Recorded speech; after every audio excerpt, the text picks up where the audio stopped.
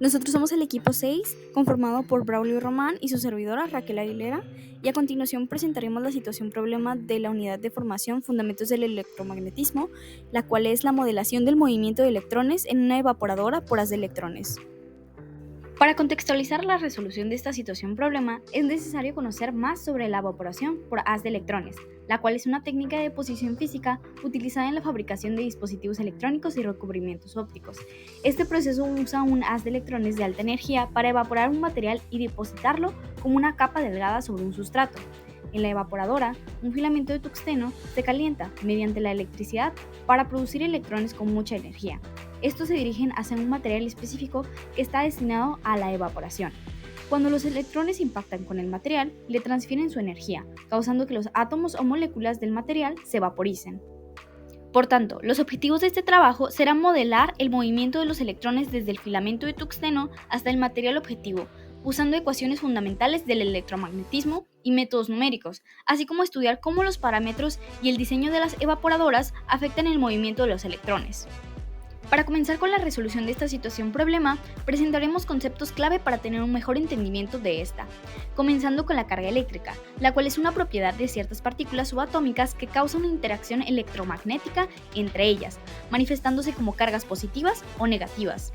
Estas cargas negativas, conocidas como electrones, tienen propiedades como masa, la cual equivale a 9.109 por 10 a la menos 28 gramos, y su carga, la cual es de 1.602 por 10 a la menos 19 coulombs.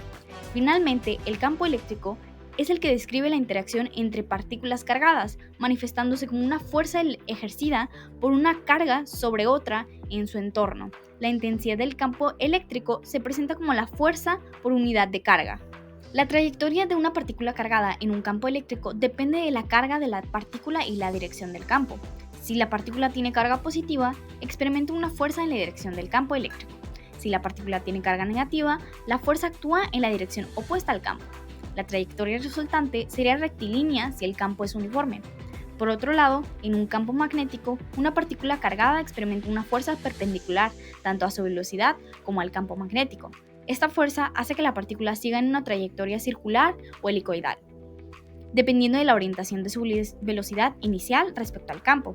El radio de la trayectoria circular se determina mediante la regulación R, que es igual a la masa por velocidad sobre la carga por la intensidad del campo magnético. Finalmente, en cuanto a las condiciones de la evaporadora, esta aplica una caída de voltaje de 10 kV al filamento de tungsteno para emitir la emisión de los electrones y acelerarlos para el proceso de evaporación.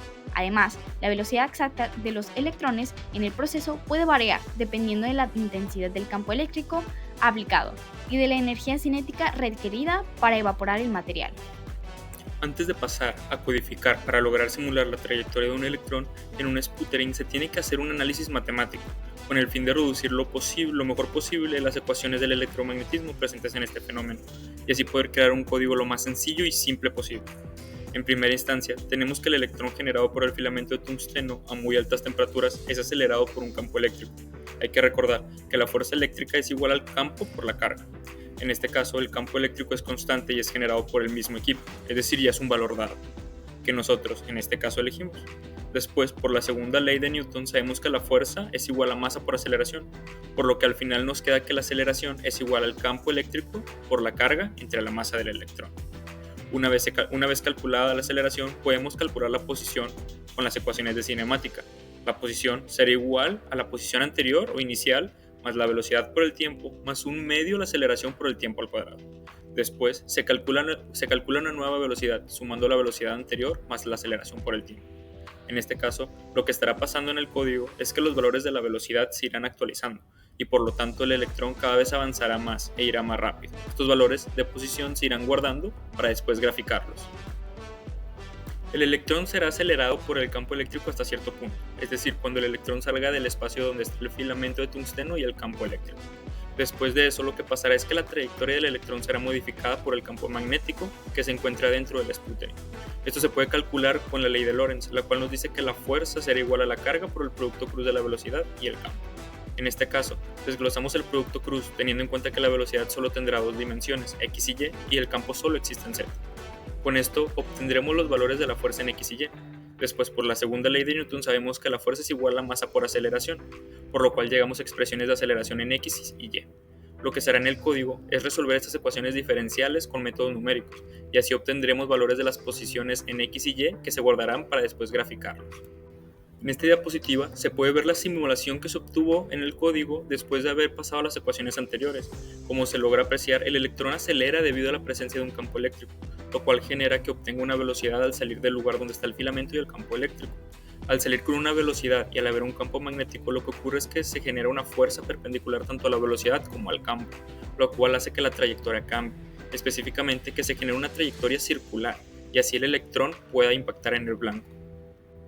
Ahora, en esta diapositiva mostramos qué es lo que pasa cuando el campo eléctrico es modificado, específicamente cuando aumenta.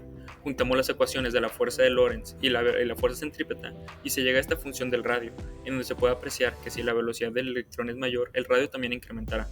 En este caso, al aumentar el campo eléctrico en el código, lo que sucede es que el electrón siente una aceleración mayor y por lo tanto tendrá una mayor velocidad, lo cual se verá reflejado en un mayor radio. Esto puede ser un problema, ya que, como se observa en la simulación, si el campo eléctrico aumenta lo suficiente, el electrón golpeará las paredes del sputtering. Cabe recalcar que esto también pasaría si el campo magnético disminuye, ya que es inversamente proporcional al radio, por lo que si el campo magnético disminuye, el radio aumentará.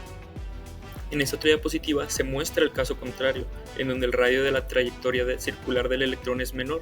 Esto puede ser tanto porque el campo eléctrico disminuye o porque el campo magnético aumenta. En este caso, lo que se hizo fue aumentar el campo magnético en el código, y como se puede observar en la gráfica obtenida a partir de la simulación, la trayectoria del electrón tiene un radio menor, lo cual ocasiona que no impacte en el blanco. En caso de que esto pasara en un sputtering, al igual que el caso anterior, este equipo ya no podría funcionar, pues en este caso lo que estaría pasando es que no estaríamos depositando el blanco que coloquemos, sino el material del que está hecho el lugar donde se coloca el blanco.